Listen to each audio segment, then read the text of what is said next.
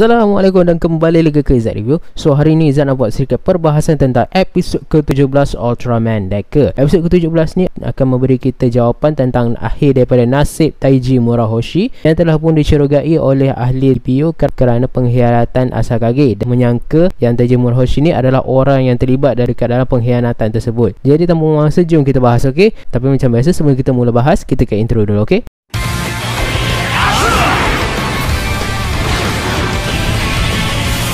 Episod ke-17 Ultraman Decker dibukukan dengan sedikit sedutan daripada episod yang lepas, iaitu episod yang ke-16, di mana Taiji Murahoshi telah pun dicurigai oleh ahli pasukan TPU kerana terlibat dalam pengkhianatan Asakage. Tapi bagaimanapun Taiji Murahoshi telah pun memaklumkan bahawa dia telah pun menghantar report dan tak ada apa-apa yang perlu dirisaukan. Tidak lama selepas itu, pengarah TPU iaitu Agent Nigel yang sebenarnya merupakan Animatron telah pun tiba di markas tersebut dan sebenarnya menyangka bahawa orang yang datang tu adalah Maruru. Tapi tak mungkin lah itu Maruru, sebab Maruru tu kecil, Animatron yang datang ni besar. Jadi mereka pun menyatakan tujuan mereka datang ke situ adalah untuk menyoal siasat Taiji Murahoshi. Kita berlanjut ke opening dan tajuk untuk episod hari ini adalah Investigation from the Past, ataupun dalam bahasa Melayunya siasatan daripada masa lalu. Berbalik semula ke markas utama God Select, itu NSDC, Ichika sebenarnya terasa sangat kagum lah kerana dia tidak menyangka yang selama ni manusia dah hidup dengan begitu rapat lah dengan alien. Dan pada ketika itu Ryumon pun mencelah lah, dan dia pun menyatakan Ultraman Decker pun sama juga, dia mungkin ada je berdekatan dengan kita, sambil dia memandang ke arah Asumi. Tapi Asumi menafikan, dia kata kalau betul Ultraman Decker tak manusia, kalau bertukar jadi manusia pun tak akan ada bezanya. Tapi Ryumon ni tetap mengatakan yang akan ada perbezaan, terutama sekali pada luka. Pula waktu tu Asumi memang mengalami kecederaan di tangan dia. Ryumon pun memberitahu pada Asumi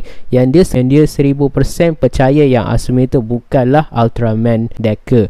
Ini menariklah bagi Izzat ya, sebab sepanjang 17 episod Ultraman Decker berjalan, macam tak ada seorang pun yang syak ya Asumi itu adalah Ultraman Decker.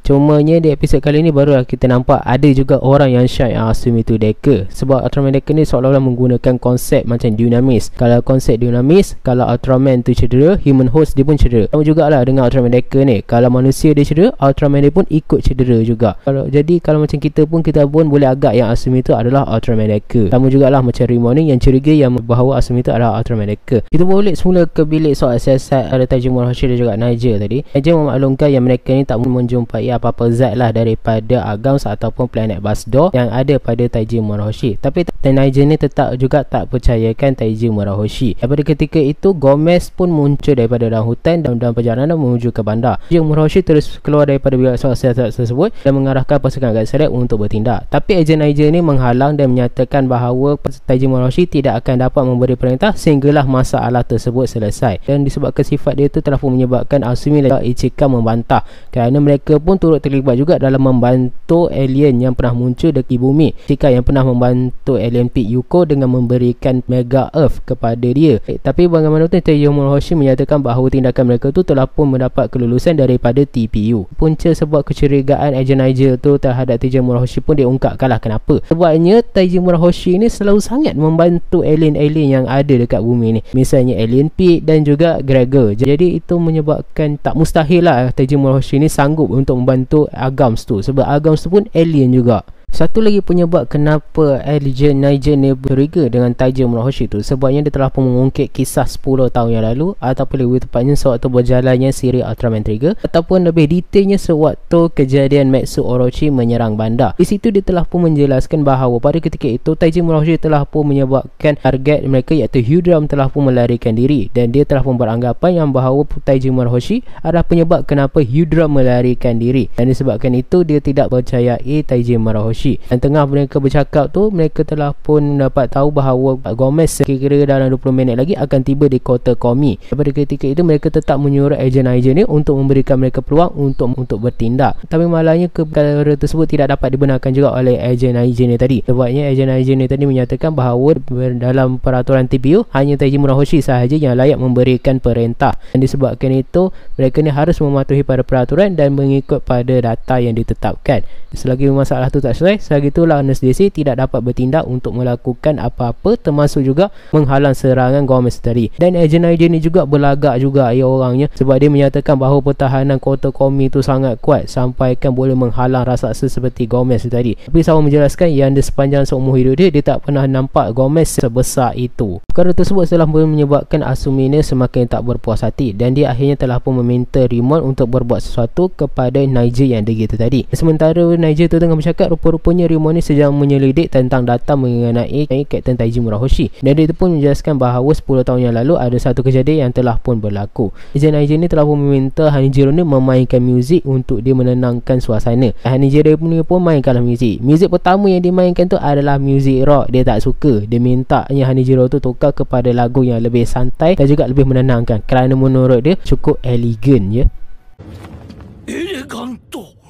Very eleganto. Dan secara diam-diam Ryomon pun pergilah menemui Taiji Murahoshi di bilik soal siasat, dan dia telah pun beritahu pada Taiji Murahoshi tentang apa yang telah pun berlaku 10 tahun yang lalu. Dan cerita dia macam ni, 10 tahun yang lalu sewaktu penyerangan Metsu Orochi, Taiji Murahoshi merupakan salah seorang ahli TPU yang bertugas dalam operasi tersebut, dan tugas dia adalah untuk menghalang Hyudrum yang merupakan dalang di sebalik penyerangan tersebut. Tapi sewaktu perkara tu terjadi, dia telah pun terdengar bahawa ada seorang budak yang telah pun terpisah daripada ibu bapanya. Taiji Murahoshi telah pun mengambil keputusan untuk membantu budak tersebut daripada meneruskan operasi. Dan sewaktu tu budak tersebut merasa takut, dan Taiji Murahoshi pun memberikan dia lambang TPU tu kepada anak tersebut sebagai lambang keberanian supaya budak tersebut berani untuk mengikut dia. Scene ni sikit sebanyak mengingatkan Izzat pada movie The Amazing Spider-Man yang pertama, lebih tepatnya sewaktu penyerangan Lizard di jambatan tersebut. Peter Parker telah pun menyelamatkan seorang kanak-kanak, tapi kanak-kanak tersebut berasa takut sewaktu Peter Parker cuba menyelamatkan dia. Peter Parker pun mencabut topeng dia dan memberikan pada anak tersebut, kerana konon-kononnya ia akan buatkan anak tersebut menjadi kuat. Selepas itu Hyudrum pun muncul dan menyerang mereka berdua, dan Taiji Murahoshi telah pun menyuruh anak kecil itu untuk pergi melarikan diri. Anak kecil itu tak pernah lagi bertemu dengan Taiji Murahoshi bermula daripada saat itu. Tapi bagaimanapun Rimon menjelaskan walaupun dia sudah lama tidak berjumpa, tapi anak tersebut tetap mengingati jasa Taiji Murahoshi yang telah menyelamatkannya, dan anak tersebut ternyata adalah Ryumon. Sementara itu kita pun berbaliklah ke situasi di Bandar Komi, di mana di Bandar Komi Gomez telah pun berjaya menghancurkan unit pertahanan yang berada di sana. Itulah dia ya balasan untuk Nigel tu tadi. Berlagak konon-kononnya Komi ni kuat, boleh mengatasi rasa-rasa macam Gomez tu. Tengok unit pertahanan sana pun hancur. Kalau Gomez tu kecil macam kat Ultraman Z episode 1 tu tak apalah. Ini Gomez tu bukannya kecil, besar saiz Godzilla pun ada ramaknya. Disebabkan itu Taiji Murahoshi telah pun dibebaskan, dan Rimon pun menyatakan bahawa dia adalah saksi kepada kejadian tersebut. Dan akhirnya Nigel pun mendengarkanlah permintaan God Select tadi, dan dia pun memberikanlah semula peluang kepada Taiji Murahoshi untuk kembali memerintahkan pasukan God Select untuk menghalang Gomez. God Select pun pergilah ke Bandar Komi. Asumi dan juga Hanijiro sekali lagi berganding bahu dalam mengendalikan Guards Falcon dan juga Guards Hawk. Di manakala Ichika dan juga Rimon pula akan menyerang daripada darat. Dan melihatkan keadaan tu, keadaan Gomez yang cukup kuat tersebut, Asumi telah pun meminta Hanijiro untuk mengambil alih Guards Falcon. Asumi pun berubahlah menjadi Ultraman Decker Flash Type, dan pertarungan pun berlaku antara dua gergasi tersebut. Tapi pertarungan ni nampaknya berjalan dengan begitu baiklah pada permulaannya. Tapi Gomez ni bukannya Gomez yang biasa-biasa. Gomez ni memang antara Gomez yang cukup kuat ya, dan bukan setakat kuat, malahan juga dia juga pintar ya dalam melakukan serangan. Kita tahu kat mana titik kelemahan Ultraman Decker waktu tu, yang mana Ultraman Decker masih lagi belum pulih daripada serangan Pandun sebelum tu, dan itu menyebabkan Gomez ni mengambil kesempatan dengan menyerang bertubi-tubi tangan Ultraman Decker tu. Guards Griffon cubalah untuk membantu, tapi malangnya Guards Griffon telah pun diserang oleh Gomez, dan Hanijiro terpaksa melakukan pendaratan cemas. Pasukan Guards Select di markas Nezese pun membantulah Ultraman Decker dengan menembak Gomez. Taiji Murahoshi kemudian pun mengarahkan mereka untuk mengaktifkan mod tempur. Pada ketika itu Asumi telah pun mengambil peluang untuk berubah menjadi Ultraman Decker Dynamic Type, dan sekali lagi dia menggunakan Ultra Dual Sword dan juga ke Shield Caliber untuk menentang Gomez. Dan selepas melakukan serangan menggunakan Shield Caliber dia terus menggunakannya kepada Caliber Mode, dan dengan menggunakan kekuatan Miracle, Gomez berjaya ditewaskan dengan ditembak oleh Nurse DC. Pertarungan pun berakhir. Pertarungan yang singkat tapi cukup best lah. Dan kita boleh nampak dekat sini Taiji Murahoshi menjadi MVP ya untuk episod kali ini. Di akhir episod kita pun diperlihatkan lah yang ejen Nigel akhirnya memohon maaf kepada Taiji Murahoshi kerana telah pun mencurigai Taiji Murahoshi. Tapi Taiji Murahoshi ni mempunyai hati yang cukup bersih dan dia pun memaafkanlah segala tindakan Nigel itu tadi. Dan dia pun menyatakan bahawa Nigel ni hanya membuat kerjanya sahaja. Dan dia pun menyatakanlah bahawa dia cemburu kerana Taiji Murahoshi mempunyai orang bawahan yang cukup hebat kalau nak bandingkan dengan dia. Nigel pun sama dengan pembantu dia pun meninggalkanlah Nurse Daisy. Dan berlakulah sedikit drama antara pasukan guard select lainnya. Episod ditutup dengan satu scene yang cukup lawak, yang mana sewaktu scene dramatik tersebut berlaku, kita ingatkan lagu yang dimainkan tu datang memang ada dekat dalam serial Ultraman Deca. Tapi rupa-rupanya lagu tersebut dimainkan oleh Hanejiro. Dan Hanejiro pun menyatakan itu terlalu berlebihan dan dia pun menukarkanlah kepada lagu penutup Ultraman Deca, iaitu Hikari Toku nyanyian Hironobu Kageyama. Dan episod pun habis. So itulah dia Ultraman Deca episod yang ke-17. Episod yang bagi Zat cukup menarik ya kali ini. Dan dekat episod kali ini dia banyak menumpukan bukan setakat pada karakter Taiji Murahoshi, tetapi juga pada masa lalu Rimon. Sebab sepanjang siri ini berlangsung, Izzat tak sangka langsung yang sebenarnya Taiji Murahoshi adalah orang yang menyelamatkan Rimon. Tapi rupa-rupanya Taiji Murahoshi adalah orang yang bertanggungjawab menyelamatkan Rimon, sekaligus menjadi inspirasi kepada Rimon untuk menjadi ahli guard select. Dan ternyata kanak-kanak yang diselamatkan oleh Taiji Murahoshi itu kini menjadi salah seorang orang bawahan dia, pasukan yang sama pula tu. Dan bagi Zat episod kali ni memang cukup best. Walaupun pertarungan dia singkat, tapi bagi Zat okey lah pertarungan dia. Dia punya visual memang best, dia punya shot memang cantik, memang best lah episod ni. Cumanya menjadi kekurangannya mungkin dari segi fighting lah, sebab fighting dia tak banyak sangat. Tapi diwajari lah kenapa kan, sebab episod ni banyak lebih menumpukan ke arah drama dan juga penjelasan scene dekat sini. Dia rasa itu saja kot yang best dekat episod kali ini. Kalau korang dah tengok episod ni, apa pendapat korang? Jangan lupa tinggalkan komen kat bawah.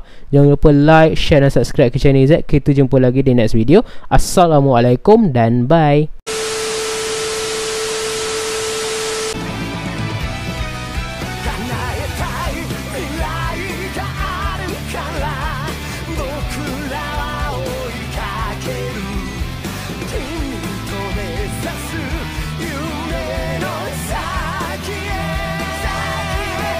守りたい大切な